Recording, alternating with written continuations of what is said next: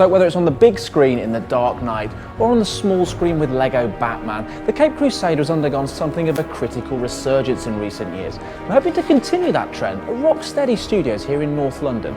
We're working on a game that's already being touted as one of the blockbusters of 2009.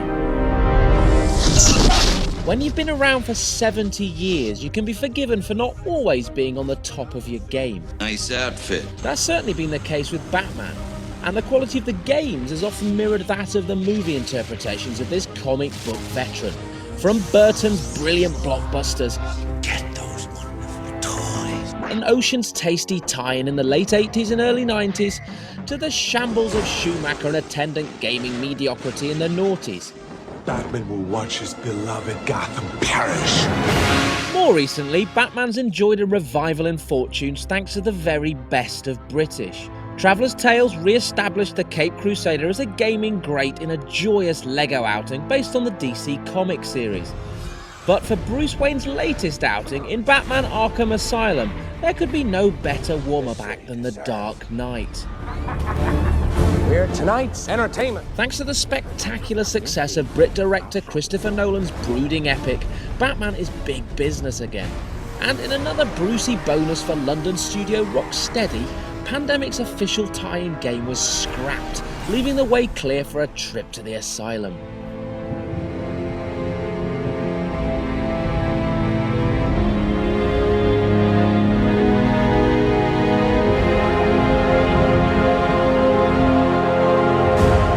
I think what was good for us is that obviously they have a sort of similar take, the sort of kind of mature, sort of quite dark take on Batman.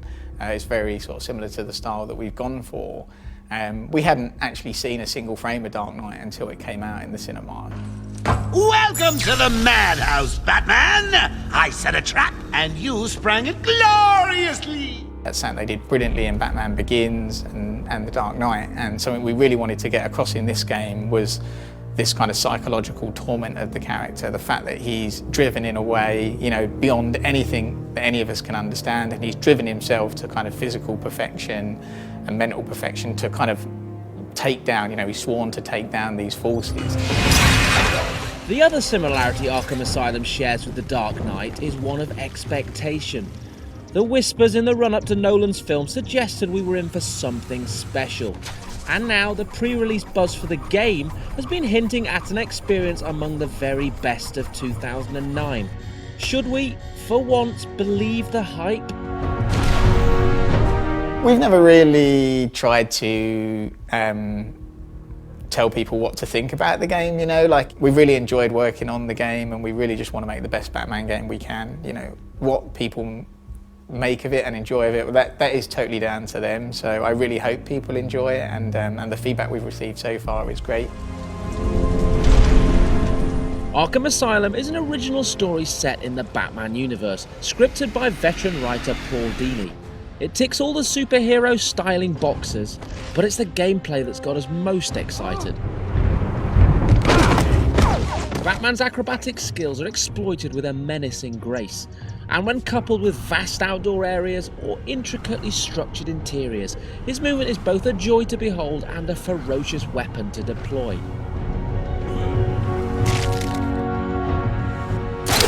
And though he can't fly, fire candy floss out of his wrists, or warp into a pea green man mountain, the one thing Batman never leaves home without are awesome gadgets. And arguably the most important gadget at his disposal is Detective Vision, a visor which highlights enemies and key objects in dark areas, even through walls. It's a trick borrowed from Metroid, and a core component of stealth gameplay that requires you to plan your assault on armed goons rather than steaming in fists flailing. Although he is still rather tasty in a scrap.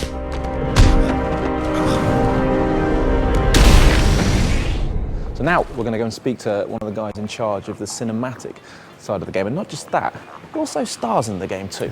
So let's go and speak to Art. Hi Art, how you doing?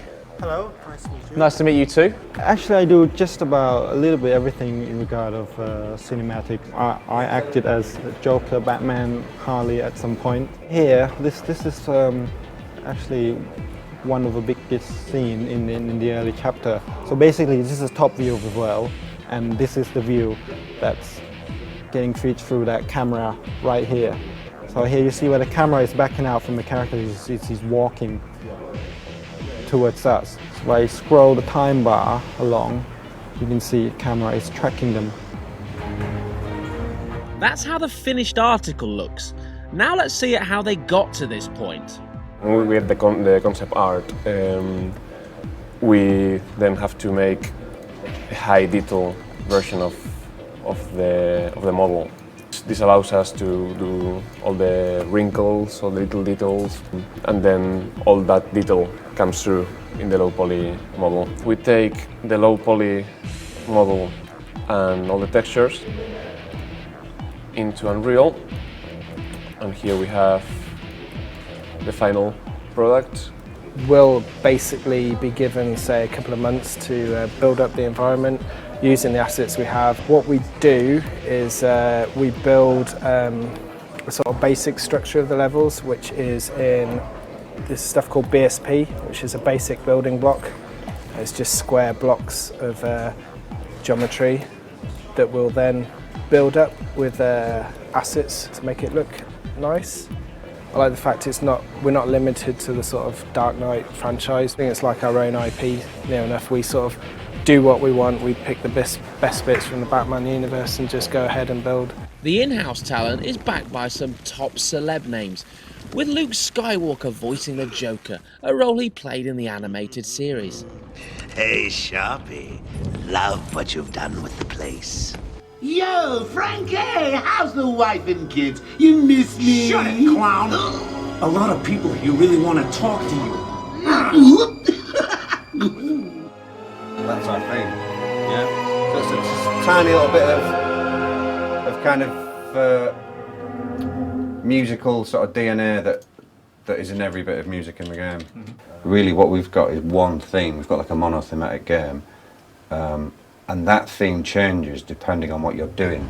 The storyline of the single player is being kept under wraps for obvious reasons, but Bat fans can expect to bump into some familiar faces. Additionally, challenge rooms offer up a chance to hone skills and take your place on global leaderboards. And PS3 owners will be able to tackle these areas from a very different perspective as the Joker. It is, because Joker, there's obviously only certain things he can and can't do, and he doesn't have all the technology that Batman has, but then he doesn't have the same kind of moral code that Batman has, so it does make a difference to how you play and approach the game. The Joker will be a day one download exclusive to PS3. As for other playable characters further down the line, I can't really say at the moment. For the team of 65 in their swanky North London studio, the prospects look good. And if the CVs aren't piling in already, they will be once people see the disco toilet. Right, as you can see, the studio is pretty damn cool, but the vibe carries as far as the toilets, believe it or not. So just follow me in here. If your bowels are beginning to swell with ready to pass foods and you're making a rush for it, this is what you have to look forward to. Neon disco lights in the toilet, kind of cool artwork everywhere. What you can't experience, of course, is the really bad smell. The kind of smell you only get at a development studio. It's gonna help me. Jesus, I feel sick. Ugh. Batman is one of these characters who's so popular, he's owned by the fans. He's owned by the fans, and so it's going to be down for players to get their hands on it and enjoy it. But I'm really proud of the work that the team have done. It really is the game that we wanted to make. It is the vision that we originally had for Batman, and so I think we've made a really authentic Batman game with the DNA running through the whole experience. And I think we've also made a really fun game, a really enjoyable game. And all the feedback we've received till now has been so positive. So, I just can't wait for people to get their hands on it. Batman Arkham Asylum is coming to Xbox 360, PS3 and PC on August the 28th.